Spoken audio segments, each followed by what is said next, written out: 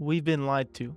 We believe in society that by being extra kind and giving and caring, that people will end up liking us. That by sacrificing all our own boundaries, by giving, and not taking care of ourselves first, that people will end up being our friends. This couldn't be further from the truth. The less you care about being liked, and the less you do things to be liked, the more you will be liked. That may sound counterintuitive and revolutionary, but I promise you it's the truth. Let me explain why. If someone doesn't respect you, then how can they care about you? Think about that kid in high school who was always trying to be everyone's friend. He was doing the most. He was sitting down at every lunch table that he could possibly be at. He was saying all the nice things. He was inviting to all the parties. He was sending all the friend requests and doing all the clubs in school. He was doing absolutely everything to be liked. This guy was a nice guy too, kindest person, but still no one liked him. I'm sure everyone watching this video has a person like that in mind. How come this person who did everything by the book, who was nice to everyone, who liked everyone, who did the most to get their appreciation and respect, how come nobody liked him? Because nobody respected him. Think about that. You didn't like that kid in high school because you didn't respect him. So in that logical deduction is the fact that to like someone, truly, you have to respect them. That kid didn't get respect because he had no boundaries. All he did was to be liked. He had no sense of self. He had no sense of being disagreeable or having his own interests. His own interests were everyone else's interests. He had no sense of self. That kind of person can't get respect. And when that person can't get respect, they can't be liked. We hand someone our respect when we perceive that they have serious boundaries. What does that mean? How can we tell someone has serious boundaries? They will not do things out of alignment with them. Right? If they're an athlete, they won't go to a party till 2 a.m. If you ask them to hang out after school, they can't because they're doing something, right? It's people who put their own needs first. That may sound selfish, but it's necessary. Someone who puts their own needs first is worthy of respect because they're not going to just hobble over and cower themselves to be liked. They put themselves first. Another part of this is they'll be disagreeable. Not an asshole, but if they don't agree with something, they'll say so. You know, if you're in a debate in class and they have a position that's controversial, they'll say it.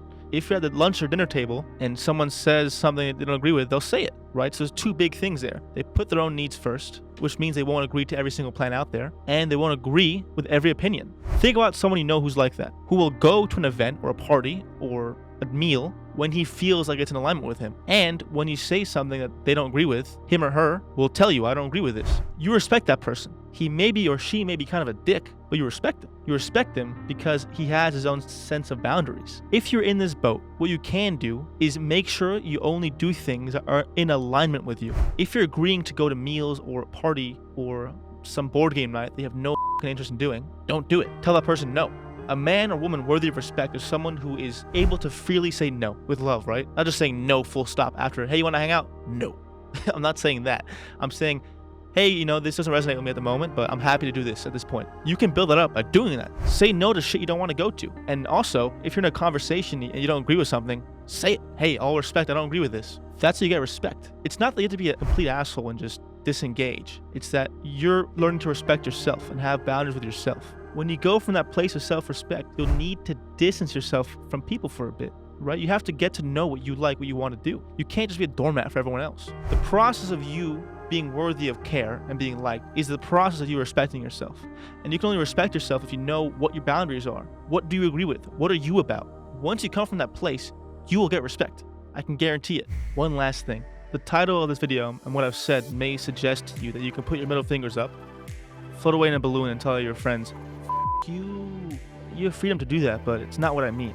You can be kind for the sake of kindness. Most people or nice guys think that by being nice, they'll get liked. That comes from a place of no self-respect. You're just being nice to get someone's approval. That's being a dick. A nice guy deep down is a dick with no self-respect. Why I'm telling you this is that once you gain self-respect, you'll become more kind because it's genuine. You will genuinely be kind for your own sake, not for their sake. When you come from that internal place, you will get more respect. So, to summarize, develop a sense of self-respect. Figure out what your boundaries are. What do you want to spend time doing? Who do you want to hang out with? Start from there, and then once you build it up, be kind. Because it comes from a genuine place. And when you're genuine, you will attract genuine people who respect you. If this helped you, which I hope it did, please leave a like, subscribe, and give me a comment as to how it affected you. Thank you very much.